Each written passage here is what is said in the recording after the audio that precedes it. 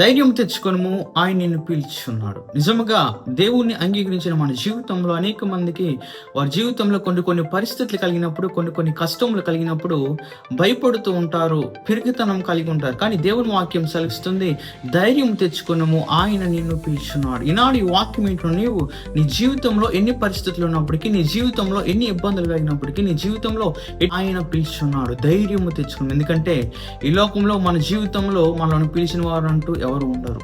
అనేక సార్లు మనం అనేక మందిని పిలిచినప్పుడు పలకని వారు అనేక మంది ఉంటారు. అవసరమును బట్టి మాట్లాడిన వారు ఉంటారు, అవసరం లేకపోతే మాట్లాడిన వారు అనేక మంది ఉంటారు. కానీ దేవుని వాక్యం సెలవిస్తుంది, ధైర్యము తెచ్చుకొనుము, ఆయన నిన్ను పిలిచాడు. ఈనాడు నువ్వు ఏ పరిస్థితులు ఉన్నావో నాకైతే తెలియదు, ఏ ఇబ్బందులు అయితే ఉన్నావో నాకే తెలియదు, ఎటువంటి పిరికితనంతో ఉన్నావైతే నాకు తెలియదు, ఎటువంటి భయంతో ఆందోళనతో ఉన్నావైతే నాకు తెలియదు. కానీ ఈనాడు దేవుడు నిన్ను పిలుస్తున్నాడు. ధైర్యము తెచ్చుకో, ఆయన నిన్ను పిలుస్తున్నాడు.